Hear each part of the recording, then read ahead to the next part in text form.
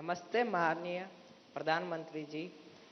मैं धीरज सुथार, मैं राजकीय उच्च माध्यमिक विद्यालय कोंदवा राजसमंद राजस्थान से हूँ। मैं 12वीं कक्षा में अध्ययनरत हूँ। मेरा प्रश्न यह है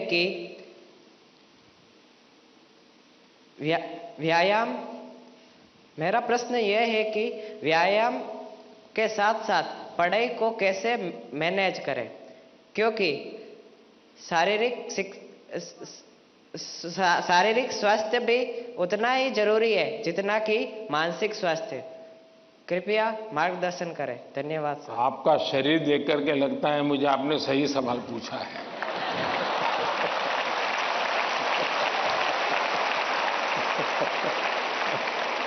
और आपकी ये चिंता भी सही होगी।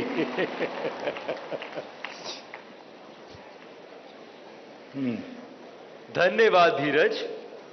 अपनी सांस्कृतिक परंपरा और बर्फीली चोटियों पर तैनात सेना के जाबाजों के शौर्य के लिए विख्यात उत्तर भारत के प्रमुख केंद्र शासित प्रदेश लद्दाख के पीएम श्री केंद्रीय विद्यालय कारगिल की छात्रा नजमा खातून हमसे ऑनलाइन माध्यम से जुड़ रही हैं और प्रधानमंत्री जी आपसे प्रश्न पूछना चाहती हैं।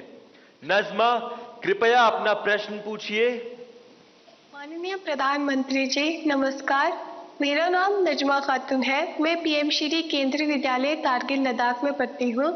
मैं कक्षा 10वीं की छात्र हूँ।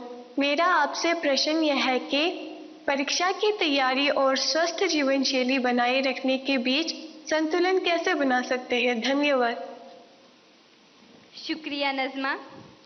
पूर्वोत्तर भारत के रत्न जनजातीय बहुल राज्य अरुणाचल प्रदेश के नाहरलोगुन गवर्नमेंट हायर सेकेंडरी स्कूल से एक शिक्षिका टॉबी लामी जी इस सभागार में उपस्थित हैं और प्रधानमंत्री जी से प्रश्न पूछना चाहती हैं।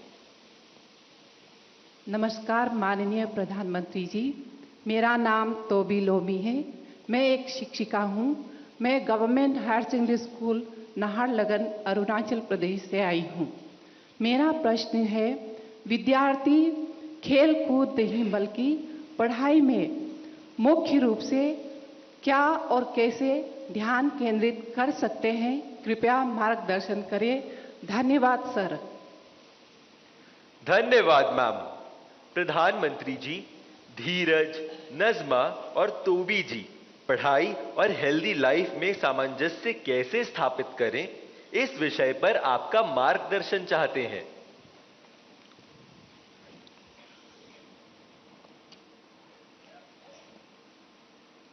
आप में से बहुत सारे स्टूडेंट्स मोबाइल फोन का उपयोग करते होंगे और कुछ लोग होंगे शायद उनको घंटों तक मोबाइल फोन की आदत हो गई होगी। लेकिन क्या कभी ऐसा विचार आया मन में कि नहीं मैं रिचार्जिंग में फोन रखूंगा तो मेरा मोबाइल का उपयोग कम हो जाएगा, इसलिए रिचार्जिंग नहीं करूंगा। अगर रिचार्जिंग नहीं करूंगा तो मोबाइल काम करेगा क्या? करेगा क्या? तो मोबाइल जैसी चीज जो रोजमर्रा देखते हैं उसको भी चार्जिंग करना पड़ता है नहीं करना पड़ता है? अरे जवाब तो दीजिए। रिचार्ज करना पड़ता है नहीं करना पड़ता है? अगर मोबाइल को करना पड़ता है तो ये बॉडी को करना चाहिए कि नहीं करना चाहिए?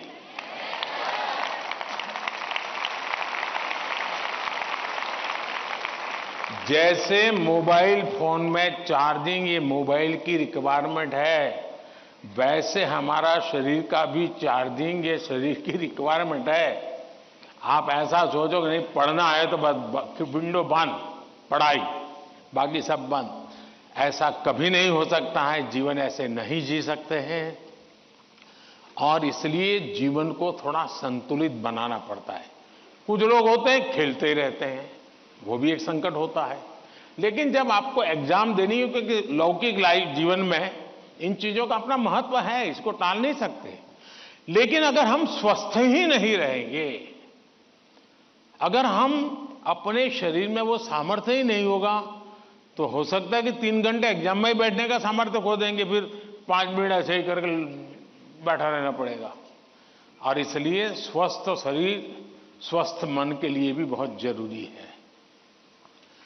अब स्वस्थ शरीर का मतलब ये तो नहीं है कि आपको पहलवानी करनी है, ये आवश्यक नहीं है, लेकिन जीवन में कुछ नियमितताएं होती है।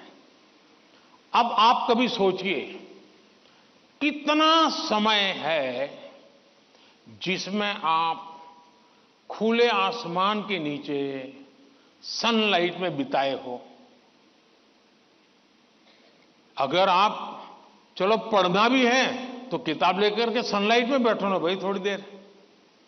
कभी कभी बॉडी को रिचार्ज करने में सनलाइट भी बहुत जरूरी होता है। क्या कभी कोशिश की नियम से कि भाई मैं दिन में कैसे भी करके इतना तो मौका निकाल दूं ताकि मुझे सनलाइट के साथ नाता रहे।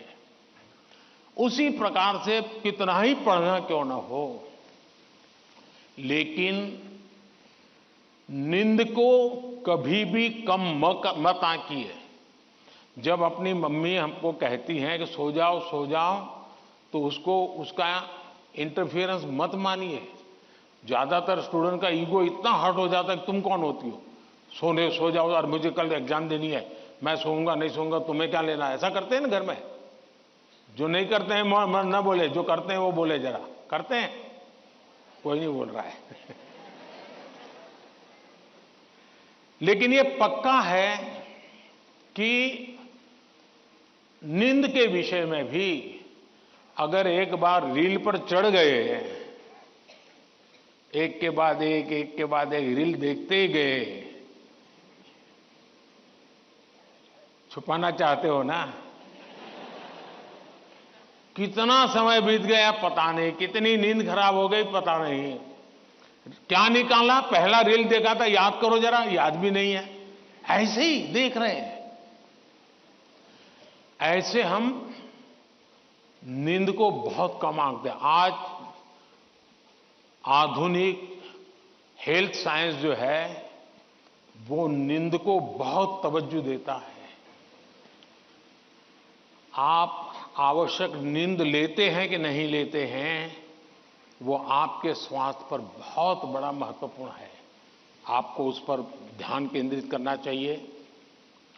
इसका मतलब ये भी नहीं कि बस एग्जाम तो आती रहेगी। मोदी जी को मिला था, उसने कहा है सो जाओ। अभी यहां आर्टिस्टिक बोर्ड बनाओ और घर में घुसते ही लिखो सो जाओ, मम्मी पापा को दिखा दो सो जाओ। ऐसा तो नहीं करेंगे ना। कम नींद स्वास्थ्य के लिए अनुचित है। कुछ अपवाद लोग होते हैं जिनको उन्होंने अपने एक ऐसे स्टेज पर बॉडी को ले गए हैं, उनको शायद उससे बाहर होंगे। सामान्य मानवीय के जीवन के लिए अनुचित है। आप कोशिश कीजिए कि आपकी रिक्वायर जितनी भी नींद है वो आप पूरी लेते हैं। और ये भी देखिए कि साउंड स्लीप है कि नहीं। बहुत गहरी नींद होनी चाहिए। आप हैरान हो जाएंगे, ये जो टीचर बैठे हैं ना, बड़ी आयु के टीचर, ये सुनकर के जरूर चौंक जाएंगे। आज भी मैं इतना सारा मेरे पास काम है ना, आप लोगों को जितना नहीं है।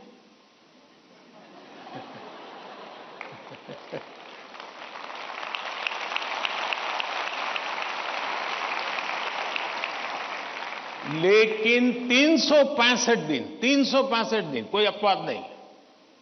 अगर मैं बिस्तर पे लेटा नहीं कि 30 सेकंड में डीप स्लीप की तरफ नहीं चला गया था, होता नहीं। 30 सेकंड लगता है मुझे। आप में से बहुत छोटी आयु के भी होंगे, कभी इधर कभी उधर कभी उधर कभी उधर, फिर नींद आई तो आई। क्यों? मेरा बाकी जो जागृत अवस्था का समय है उसमें बहुत जागृत रहता हूं मैं। तो जब जागृत हूं तो पूरी तरह जागृत हूं, जब सोया हूं तो पूरी तरह सोया हूं। और वो बैलेंस, जो बड़ी आयु के लोग हों परेशान होते होंगे, हाँ यार हमें तो नींद ही नहीं आती, आधा घंटा तो ऐसे ही करवट बदलते रहते हैं। और ये आप अचीव कर सकते हैं। फिर एक विषय है न्यूट्रिशन, संतुलित आहार, और आप जिस उम्र में हैं उस उम्र में जिन चीजों की जरूरत है वो आपके आहार में है कि नहीं है। एक चीज पसंद है, बस खाते रहते हो, पेट भर जाता है, कभी मन भर जाता है, लेकिन शरीर की आवश्यकताएं पूरी नहीं करता है। 10th 12th का एक कालखंड ऐसा है जब आपके पास एग्जाम का वातावरण है, तो एक बार तय कीजिए कि मेरे शरीर को जितनी रिक्वायरमेंट है वो मैं लेता हूं। माँ बाप भी बच्चे को ऐसा ना करें, नहीं नहीं आज तो हलवा बनाया, जरा ज्यादा खा ले। कभी माँ बाप को भी लगता है कि क्वांटिटी ज्यादा खिला दी तो बच्चा आज खुश है। जी नहीं, उसके शरीर, और इसके लिए कोई अमीरी गरीबी का मुद्दा नहीं है। जो उपलब्ध चीजें होती है उसी में से मिल जाता है जी, उसमें सारी चीजें रहती हैं। कम से कम खर्च वाली भी चीजें होती हैं जो हमारे न्यूट्रिशन को कैर कर सकती है। और इसलिए हमारे आहार में संतुलन, ये भी स्वास्थ्य के लिए उतना ही जरूरी है। और फिर एक्सरसाइज, हमने पहलवानी वाली एक्सरसाइज करे या ना करे अलग बात है, लेकिन फिटनेस के लिए एक्सरसाइज करना चाहिए। जैसे डेली टूथब्रश करते हैं ना, वैसे ही नो कॉम्प्रोमाइज एक्सरसाइज करनी चाहिए।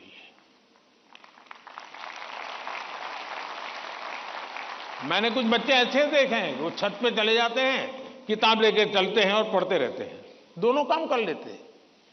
कुछ गलत नहीं है, वो पढ़ता भी है और अपना धूप के अंदर चल भी लेता है, एक्सरसाइज भी हो जाती है। कोई न कोई ऐसा रास्ता निकालना चाहिए जिसमें आपकी फिजिकल एक्टिविटी होती रहती है।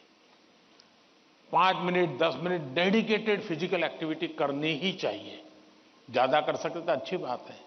अगर इन चीजों को सहज रूप से आप लाएंगे, एग्जाम के तनाव के बीच सब कुछ इधर करेंगे वो नहीं करेंगे तो नहीं चलेगा। संतुलित करिए, आपको बहुत